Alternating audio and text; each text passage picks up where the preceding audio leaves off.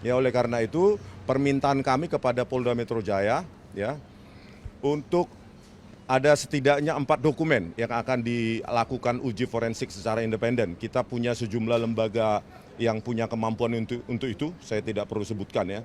Yang pertama adalah ijazah sarjana penuh itu tersebut, ya, yang menjadi objek sengketa. Yang kedua adalah transkrip nilai, ya, transkrip nilai yang ditampilkan oleh Dirtipidum pada 22 Mei 2025, yaitu tanpa otoritas dekan, pembantu dekan, tanpa tanda tangan, tanpa nama, tanpa stempel. Oke rekan-rekan sekalian, kalau saya khusus tentang proses yang ada di Polda Metro Jaya ya, karena ini penting. Takutnya ada yang berkembang di masyarakat sesudah gelar perkara khusus kemarin ada apa gitu loh. Jujur, ahli yang kita sudah ajukan waktu gelar perkara itu ada 3 orang. Tapi saya nggak perlu spill namanya. Kemudian hari ini kita tambahkan lagi 3 ahli. Berarti total semua 6 ahli. Dan 3 saksi adjured. Sebagai informasi, ahli yang kita ajukan hari ini adalah satu, saya sebut namanya adalah Rocky Gerung. Dan sudah confirm melalui Dr. Tifa bahwa Rocky Gerung akan menjadi menjadi ahli dalam proses perkara berikutnya. Kapan itu dipanggil kita belum tahu. Ini kan sudah mau libur akhir tahun segala macam. Sing penting hari ini kita menambahkan 3 ahli dan 3 saksi biasa. Ini saya kira penting sekali agar nanti jangan ada mispersepsi bahwa sebelum akhir tahun ada ini gitu loh. Jadi semua ahli itu akan diperiksa dulu sesuai dengan prosedur. Jadi dasar daripada pengajuan ahli dan saksi tersebut Perkap nomor 6 tahun 2019. Jadi jelas ya kita tidak melangkahi aturan. Pasal 33 ayat 1 dan 2 mengatakan kenapa kita begitu tambahkan ahli, karena ini perkara yang sudah menjadi perhatian masyarakat. Ketiga, ya pasal 33 ayat 2 kita boleh mengajukan ahli, itu tercatat dalam Perkap nomor 6 tahun 2019 tersebut. Oleh sebab itu, kami selaku kuasa hukum RRT, Roy, Rismond, dan Tipa, yang sebentar lagi mungkin ke sini, mengatakan itu secara definitif bahwa atas nama mereka bertiga, kami ajukan sampai sekarang 6 ahli dan 3 saksi adjured. Jadi saya kira itu jelas ya, rekan-rekan sekalian, agar tidak miss untuk selanjutnya.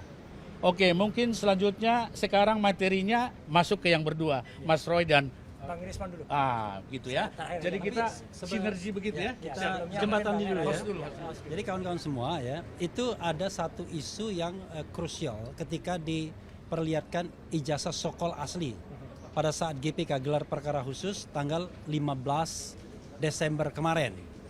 Dan kemudian kita tahulah dari lawyer sana, wah bahagia minta ampun ya kan. Ada yang sampai menangis. Tapi Mas Roy dengan mata ahli telematikanya, mantan fotografer, bukan mantan, masih fotografer terkenal gitu ya. Bahkan pernah mendapatkan penghargaan puluhan tahun yang lalu, mengatakan ini ijazah ini tetap palsu, 99,9% palsu. Nah karena itulah kemudian kami meminta kalau ada isu yang mengatakan ini sudah diuji di laboratorium forensik dimanapun, penyidik misalnya ya, maka kita minta ada uji lapor yang independen. Apa institusinya tidak perlu kita spill. Pokoknya intinya yang independen dan tentu bisa dipertanggungjawabkan prosesnya. Mas Roy dulu atau Bang Risman dulu. Silakan. Oke. Terima kasih rekan-rekan media. Ya, sebenarnya petunjuk kuat, ya, indikasi kuat yang kami terakhir ini kami paling ragukan adalah pada sidang KIP 17 November 2025 ya, di Komisi Informasi Pusat. Ya, di situ salah satu termohon adalah pihak Polda Metro Jaya. Ketika ditanyakan hakim, barang bukti ijazah sarjananya disita atau tidak. Nah, di situ pihak Polda Metro Jaya ya pada 17 November 2025 menyatakan bahwa barang bukti yang kami sita adalah transkrip nilai sarjana muda untuk keperluan yudisium sarjana muda. Sementara yang kami analisis, kami kaji secara ilmiah adalah ijazah yang dikatakan sarjana penuh dari UGM. Ini kan sudah mismatch. Ya, oleh karena itu permintaan kami kepada Polda Metro Jaya ya untuk ada setidaknya 4 dokumen yang akan dilakukan uji forensik secara independen. Kita punya sejumlah lembaga yang punya kemampuan untuk itu, saya tidak perlu sebutkan ya. Yang pertama adalah ijazah sarjana penuh itu tersebut ya yang menjadi objek sengketa. Yang kedua adalah transkrip nilai. Ya, transkrip nilai yang ditampilkan oleh Dirtipidum pada 22 Mei 2025 yaitu tanpa otoritas dekan, pembantu dekan, tanpa tanda tangan, tanpa nama, tanpa stempel dan tulisan nilainya tulisan tangan dan tanpa ada daftar mata kuliah pilihan. Yang ketiga adalah lembar pengesahan skripsi, pembimbing skripsi atas nama Joko Widodo yang menurut keterangan dari Dirtipidum pada tanggal 22 Mei 2025 dilakukan uji yang tidak saintifik dan disimpulkan dengan meraba, merasakan ada cekungan dan langsung disimpulkan itu produk dari hand press atau letter press. Sementara kami membuktikan secara ilmiah bahwa itu adalah produk dari digital world yang ada sejak 1992 justru. Terus yang keempat, jika ada maka kami ingin dokumen sertifikat KKN dan laporan KKN juga diuji forensik. Jadi 4 dokumen tersebut itu menjadi pointer sangat penting untuk dilakukan analisa. Berikutnya tanggapan saya kepada penjelasan Div Humas yang membuat kami sakit hati ya. Hanya dengan menanyai 20 ahli langsung disimpulkan buku JWP kami Jokowi's White Paper itu tidak ilmiah. Sekarang kepolisian sudah keluar dari arena permainan yang diatur undang-undang.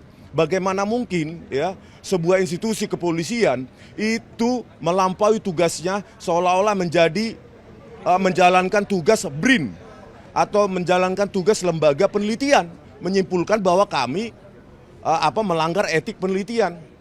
Ya, bisa di-search bahwa sejak tahun 2002, 2003, 2004 setelah saya lulus dari Magister Teknik Elektro UGM, saya sudah melakukan penelitian tentang citra digital atau citra diam. Itu bisa kalian search di jurnal Teknik Teknologi Industri Universitas Atmajaya Yogyakarta dan 2 jurnal lain di jurnal Teknik Informatika dan Teknik Elektro Universitas Kristen Petra Surabaya. 23 tahun yang lalu saya sudah menekuni bidang ini. Bagaimana mungkin hanya 20 ahli tersebut ditanyai langsung kita, itu bukan ahli. Memangnya ahli butuh syarat apa? Harus nomor induk.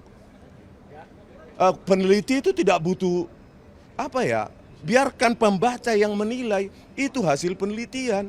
Dan kalau ingin membantah, dulu dosen saya di Teknik Elektro UGM, ya, 2 orang, keduanya sudah almarhum, Profesor Dr. Adi Susanto MSc, lulusan UCLA Amerika, dan Profesor F. Susianto, keduanya almarhum. Mereka mengajarkan, kalau Anda tidak setuju dengan temuan atau tulisan atau peneliti orang lain, maka yang wajib Anda lakukan adalah buktikan dan tuliskan. Tuliskan inilah peradaban bangsa kita, bukan dengan narasi, begitu.